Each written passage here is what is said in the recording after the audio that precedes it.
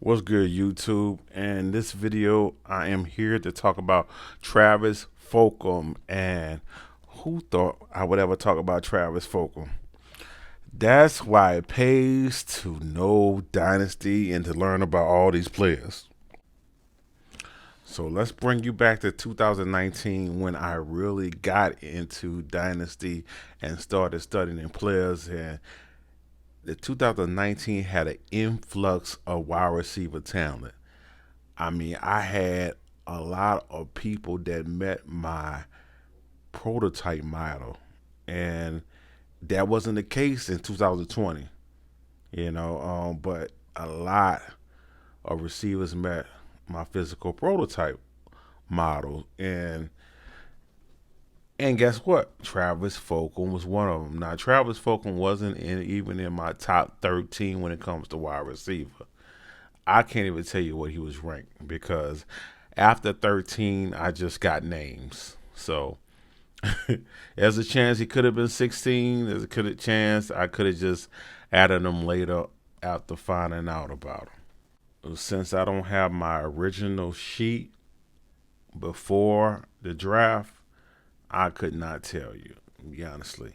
But what I will tell you at 6'2", 215 pounds, 9.5-inch hands, like 33-inch arms. He met my model. I was loving his attributes, and I got for him in my draft notes: can catch with hands, can go up and get it, can play is what I have highlighted. So I felt he was a baller. Matt Walden had him rated as a 80.3. Now, one of the issues with a lot of these prospects, once they are drafted and don't have high draft capital, you may not hear from them. You may only hear from them like one season, and you just don't know when it's going to be. Like, Travis Fulgham was drafted by Detroit. So when he was buried on the draft chart, I had a lot of Travis Fulgham last year, and he was just sitting at the end of my bench. And when as the season went on, and I didn't hear from him, and I pretty much end up cutting him from my team. Well, lo and behold, that he gets picked up by Philly this year, and they're going through injuries like always. Ton of injuries in Philly. They need to fire their strength and conditioning coach because I don't know what's the problem there. I think they just had someone else get hurt. Ertz. Yeah, Ertz got hurt. So I just looked at him. I was like, oh, that's good. Fulgham got picked up. I think I might have only picked him up in my super deep leagues, and maybe not even that, to be honest with you. But when he produced that first game, I picked him up. Like, I wasn't gonna give him a second game to see if he was gonna do it a second game. I picked him up everywhere I could. I picked him up even in redraft leagues, where I usually, don't pick up any nobodies that produce 1 week. I picked him up there because I knew who he was, and I liked his profile. So I was rewarded with picking him up and throw him out there to start that second game, with that breakout game that did have. Um, and I threw him out there again this week. So I'm not sure what he's going to do when Deshaun Jackson and Jeffries come back, because he sort of plays the Elshon Jeffrey role. But I can tell you currently he is graded second overall on PFF in receiver grade. Second overall. I mean, to me, that's an accomplishment. Well, I'm not going to say that's an accomplishment, but that means he is playing very well. He is making the most of his opportunity. And you can even break the grade down where because it's a overall offensive grade. Then there's just a pure receiving grade, and he's ranked fourth in the pure receiving grade.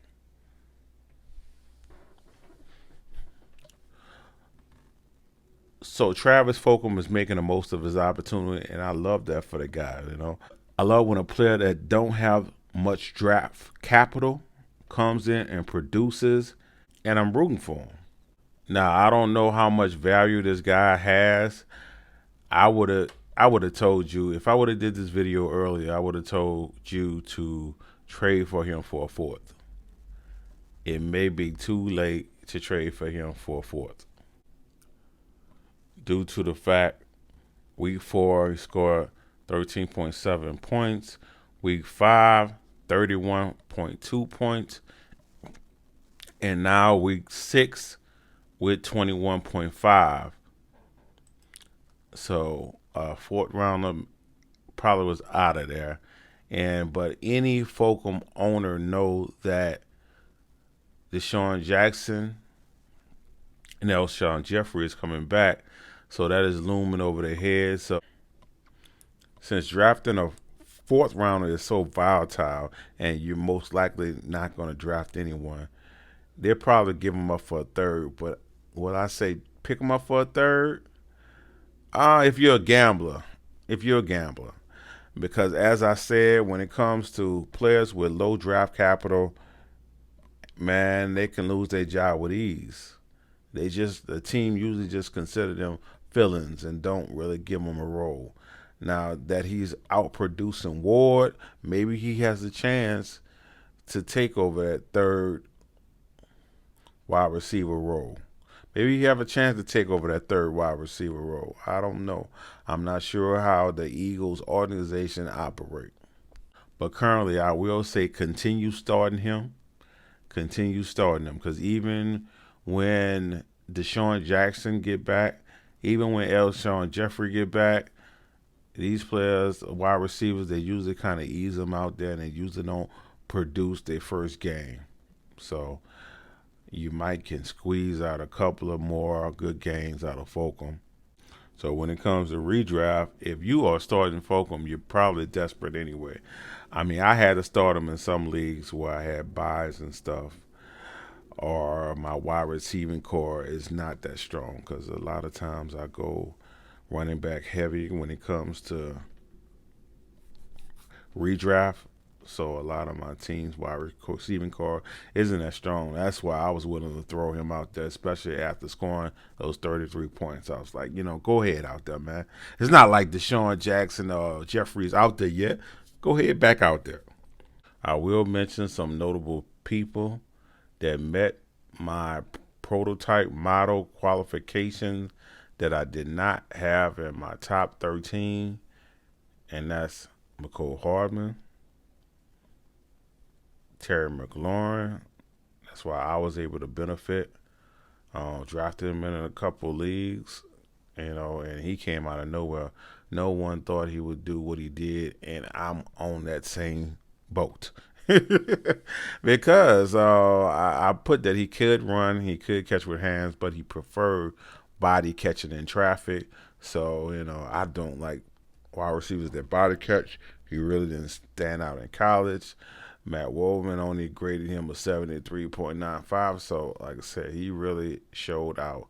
And that's, you never know when it comes to the college players.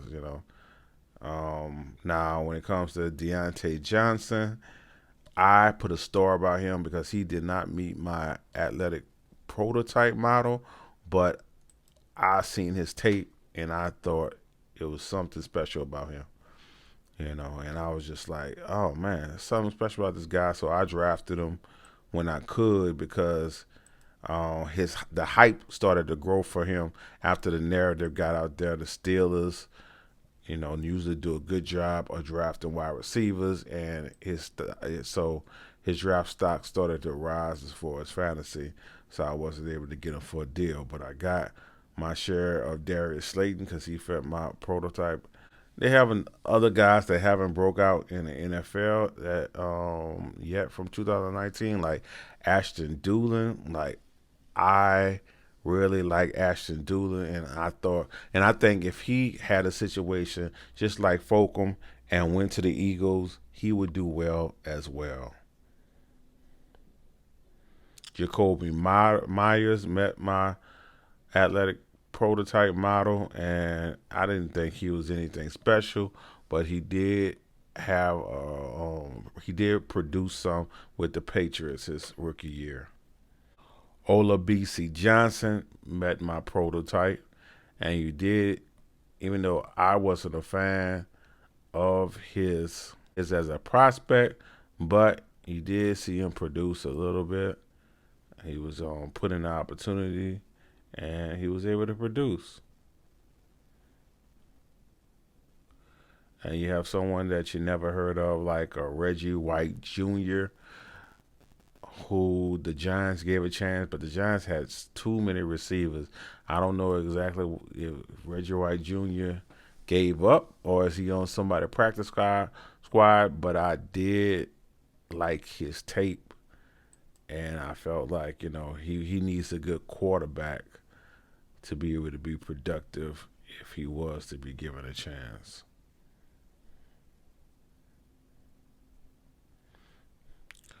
A guy named Cody Thompson, and I forgot what depth chart he was buried on. If I'm not mistaken, he was signed.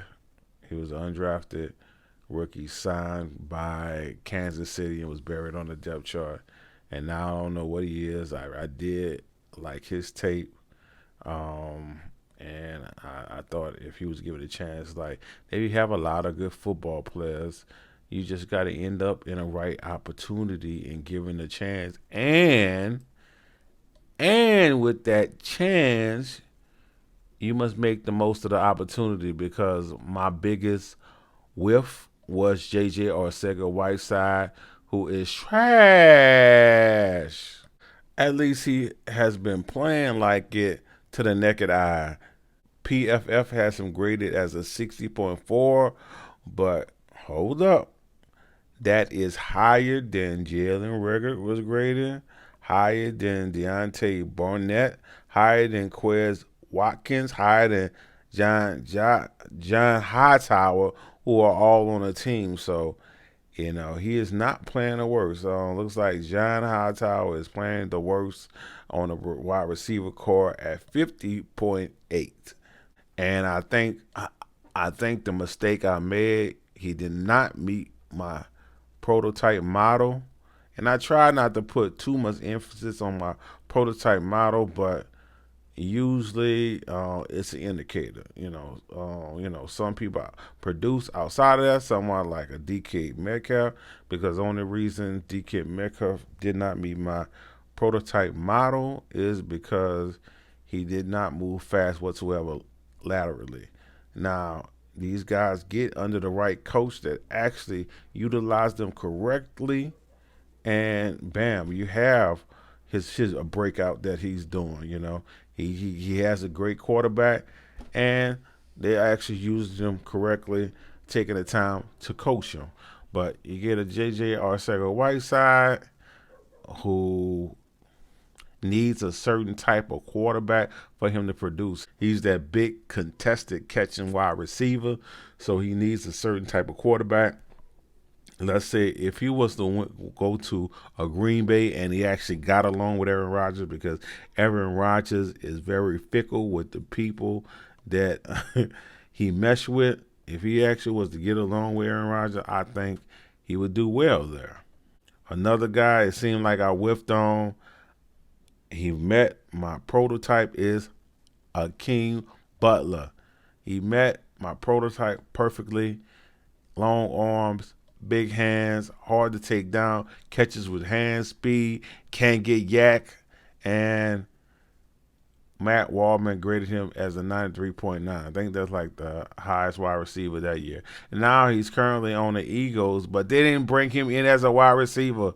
They brought him in as a tight end, which I was not a fan of. I wish he would be getting the same shot Travis Fulgham was getting as a wide receiver and getting his chance to shine.